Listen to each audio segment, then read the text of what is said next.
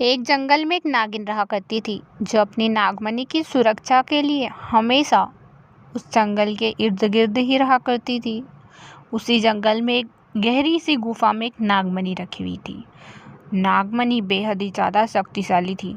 नागमणि को जो हासिल कर लेता था उसके पास सारी शक्ति आ जाती थी। नागिन हमेशा जंगल के आसपास ही घूमा करती थी ताकि उसकी नागमणि को और ना ले जा सके। पास में ही एक गांव था। गांव की दो औरतें काफ़ी ज़्यादा लालची थी।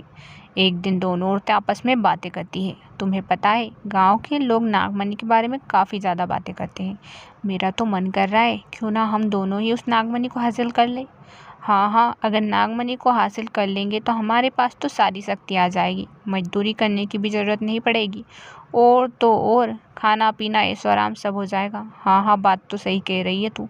हम तो चाहे कुछ भी हो जाए नागमणि को हासिल कर ही रहेंगे। जब भी नागिन कहीं दूसरी जगह पर जाती दिखे तभी हम उस गुफा में जाएंगे। हमें सबको पता ही है उस गुफा में ही नागमणि है।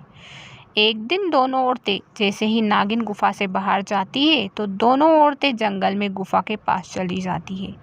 आज तो हम नागमणि को लेकर ही मानेंगे, चाहे कुछ भी हो जाए। अब तो नागिन उधर गई है, इतने में तो हम नागमणि ले भी जाएंगे और उसको पता भी नहीं लगेगा।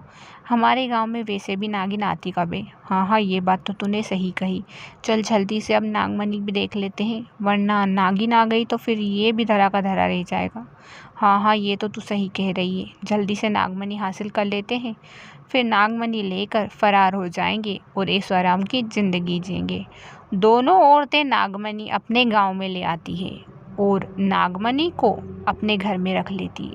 अरे वाह, हमने नागमणि हासिल कर ली। अब इस नागमणि की शक्तियों से हम अपना सा बड़ा सा घर बना लेंगे और खाना पीना बनाने की भी ज़रूरत नहीं है।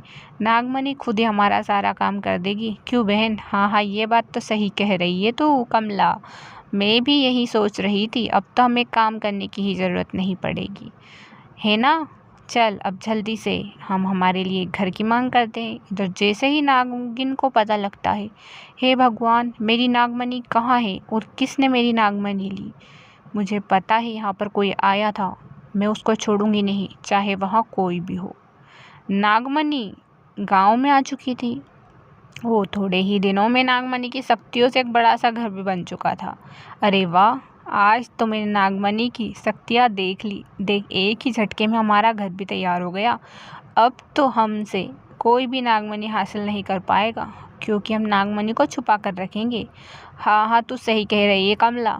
तुझे पता है कब से मुझे नागमणि की तलाश थी और अब नागमणि मुझे मिल चुकी है। अब तो नागमणि की शक्तियों से मुझे कोई काम करने की ही ज़रूरत नहीं पड़ेगी। ये बात तो तूने बिल्कुल सही कही। मुझे भी यही चाहिए था, बस नागमणि मिल जाए फिर तो मुझे कुछ और चाहिए ही नहीं। दोनों औरतें बातें कर रही है कि गांव में सभी लोगों को पता लग जाता है। तुम्हें पता है, कमला और रेखा दोनों ने नागमणि की चोरी कर ली। जब नागिन को यहाँ बात पता लगेगी तो पता नहीं क्या होगा। तुम्हें पता है उन्होंने घर भी बना लिया। हाँ, वो तो मैंने देखा, लेकिन रेखा और कमला को दोनों को नागिन छोड़ने वाली नहीं है। यहाँ सारी बातें नागिन सुन लेती है। नागिन को सब पता लग जाता है कि नागमणि की चोरी किसने की है। मैं रेखा और कमला को छोड़ने वाली नहीं हूँ। ये दो औरतें चाहे कोई भी हो, लेकिन अब मेरे गुस्से से ये नहीं बच सकती। चाहे कुछ भी हो जाए, नागमणि तो मैं खुद ले लूँगी, लेकिन इन दोनों को ज़िंदगी भर अंधा कर दूँगी।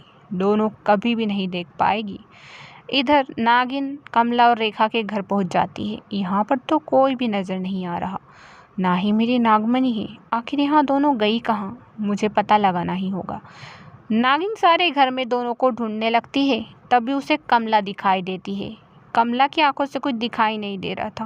मुझे माफ़ कर दो नागिन जी, मैंने रेखा के चक्कर में आपकी नागमणि चोरी कर ली और रेखा ने मुझे धोखा दे दिया। अब वह नागमणि लेकर फरार हो गई है, मुझे यहाँ पर अंधा कर गई है ताकि मैं उसके पीछे ना जा पाऊँ। अच्छा ही हुआ तुझे अंधा कर दिया।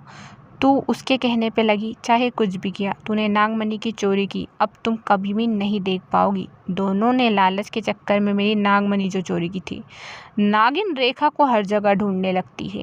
पहले तो रेखा उसे कहीं नहीं मिलती, लेकिन फिर उसके कच्चे मकान में रेखा उसे मिल जाती है। रेखा, तुमने यहाँ बहुत गलत किया।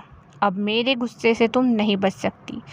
तुम अब जिंदगी भर कभी भी अपनी आंखों से देख नहीं पाओगी। मेरी सख्तियों से अब तुम नहीं बच पाओगी। मुझे माफ़ कर दो नागिन जी, मुझे माफ़ कर दो। रेखा चिल्ला चिल्ला कर रह जाती है, लेकिन अब रेखा की आंखों से कुछ नहीं दिखाई देता। मेरी आंखों से कुछ नहीं दिखाई दे रहा है, कोई दिख क्यों नहीं रहा है? अब तुझे कोई कभी नहीं दिखने वाला। तूने मेरी नागमणि चोरी करके ही सबसे बड़ी गलती की है। लालच के अंधे लोग ऐसे ही होते हैं। अब कुछ नहीं कर पाओगी तुम। नागिन अपनी नागमणि लेकर फिर से जंगल में चली जाती है। मुझे पता है इस नागमणि को कोई भी नहीं ले जा सकता। जो ले जाएगा मेरे गुस्से से बच नहीं सकता। अगर आज मैं उन दोनों को माफ़ कर देती तो कल से फिर कोई दूसरा आदमी नागमणि के लिए उसके लालच में इसे चोरी करने की सोचता। आज के बाद गांव में कोई नागमणि को चोरी करने की नहीं सोचेगा और सच में उस दिन के बाद से कोई नागमणि की चोरी नहीं करता।